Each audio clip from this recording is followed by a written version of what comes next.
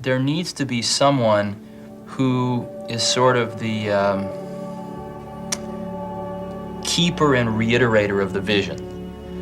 Because there's just a ton of work to do. And a lot of times, you know, when you have to walk 1,000 miles and you take the first step, it looks like a long ways. And it really helps if there's someone there saying, well, we're one step closer. You know, the goal definitely exists. It's not just a mirage out there. So in 1,001 little and sometimes larger ways, the vision needs to be reiterated. I do that a lot. Boy, I've forgotten how much work it actually is to start a company. It's a lot of work. And you've got to do everything. You've got to come up with a name. You've got to come up with a logo. I mean, in addition to designing the product, you've got to figure out what to design. You've got to figure out how you're going to get it to the marketplace. You've got to do a part number system. You've got to go get bank accounts. You've got to set up charts, general ledgers, get a management information system, get a little kitchen set up, get a coffee maker, all this stuff. Well, my first saying is that the honeymoon is over. All of those wonderful things that we got for just being are now sort of just old news. We are like every other startup. We've been a company now for 6 months. And yes, you could say that, well, we had a lawsuit for 4 of those months and we had this and that. But the bottom line is the world doesn't really care. What the world cares about is what we produce. We've been a startup for 6 months. We've been spending money like we've been a startup for 6 months. And in some areas, we've really produced a lot. We've got a lot to show for 6 months in some areas. In other areas, we don't have a lot to show for 6 months.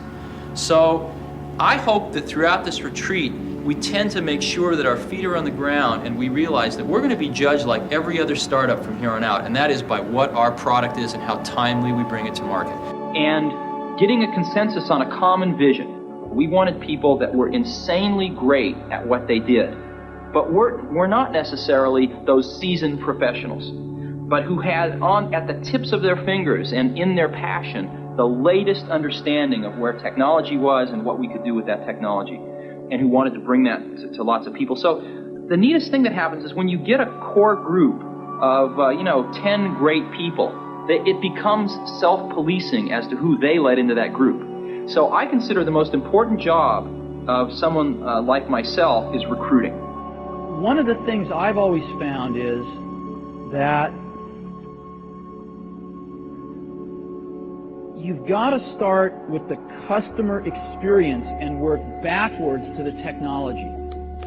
You can't start with the technology and try to figure out where you're going to try to sell it. And I've made this mistake probably more than anybody else in this room. And I've got the scar tissue to prove it. And I know that it's the case. And as we have tried to come up with a strategy and a vision for Apple, it started with what incredible benefits can we give to the customer? Where can we take the customer?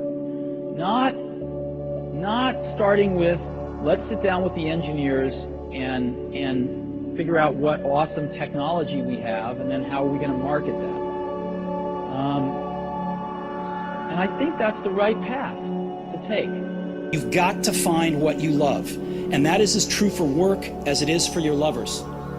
Your work is going to fill a large part of your life, and the only way to be truly satisfied is to do what you believe is great work. And the only way to do great work is to love what you do. If you haven't found it yet, keep looking and don't settle. As with all matters of the heart, you'll know when you find it. And like any great relationship, it just gets better and better as the years roll on. So keep looking. Don't settle. Did you ever want to give up? Did you ever think of giving up? There were moments where it was pretty tough. There have been moments, but no, I don't think so. I don't think so. The first year or two was the hardest. And there was no personal computer in 1975. It's Right. it's very hard to believe. Well, that's why we made one. Yeah. We made one because we wanted one, and there wasn't one, so we had to make one. Did you know that when you made the personal computer, though, that this will become a major industry? I mean, did you know like this? No. It took about a year before we started to sense it. I had a partner named Steve Wozniak, who's a brilliant guy, and he did most of the engineering on the original Apple I and the Apple II. And after about a year, we showed it to we just made it for ourselves, and we showed it to our friends, and they all wanted one. And so we were busy making these computers by hand for our friends, and it was taking all of our life. you making? All of our spare time. And so we decided we better manufacture 100 of these to get, so that we can not have to spend the rest of our lives making them for our friends. And that's how we got into this. We didn't think about starting a company. We were just doing it for ourselves, and then our friends, and then the circle got bigger and bigger and bigger. Now there's 25 million people. So you were having fun. Oh yeah, we've always had fun doing this. So many young people are aspiring to become, startup venture, venture companies and emulate something like Apple for themselves. And sometimes people come to me and say, I want to start a company. And I say, why? They say, oh, I want to make lots of money. I say, forget it. That's not a good enough reason. Most people that have started companies because they want to make lots of money, I haven't seen very many of those succeed. The ones that succeed are people that come, sometimes they don't even want to start a company, they just have an idea that they want to get out, expressed out into the world. And oftentimes they have to start a company because nobody else will listen to them. It's a company of 10,000 people. How do you permeate the message throughout all the employees? What do you say to them? Well, you permeate it by example, ultimately. And in other words, when something's not quite good enough, do you stop and make it better, or do you just ship it? And everybody watches to see how the senior management makes those decisions. And what we've tried to do is stop and make it great before we ship it. When we have problems, stop and fix them. And by example, you can say anything you want, but everybody watches very carefully when you're in a difficult situation, what decisions you make, what values you have. They would like to know how you do it, and it's probably it's probably not easy to do. Yeah, we try to hire really smart people, but we have a very simple organization, and we try to focus and do very few things well. And focusing's hard because focusing doesn't mean saying yes, it means saying no. So we decide not to do a lot of things so we can focus on a few handfuls of things and do them well. And I think everybody working at a company wants to do something great. They want to be excited about what they're working on, and they want to be recognized for it if they do a really great job. So we just try to allow people to do the best work of their lives at Apple and get it out to 25 million customers that we have. And that's very exciting. And when you're working on something, and if this works out, up to 25 million people are going to use this. It's very motivating. And it's not just 25 million of our customers, but other companies tend to follow us. It takes them a few years, but other companies tend to copy what we do if it works. And so we can influence the whole industry. How do you see yourself 10 years from now? My headlights are not that good. I don't know. I don't really think about it. I think about a year, 2, 3 down the road. We have some projects at Apple that are sort of maybe 4 years down the road, 5 years, probably like 3 or 4 at the most, because things change too much.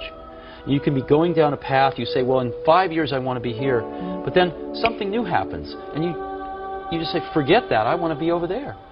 So most of this 5-year planning that I've seen in my life, some of it's essential, but most of it changes too quickly.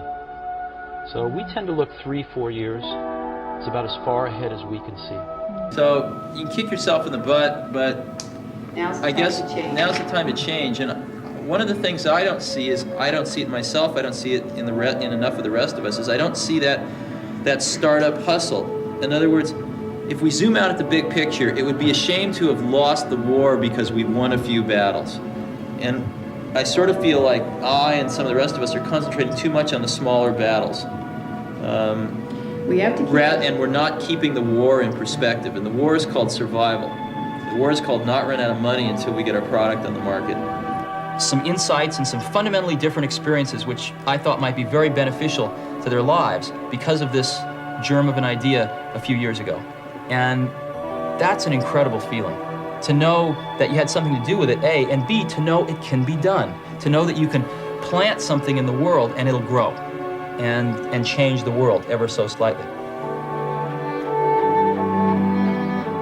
Whether Next can be a viable business is something only time will tell. But Steve Jobs' passionate commitment to his vision is clear. And his certainty that it can be achieved and is worth achieving is a conviction to be observed in all successful entrepreneurs.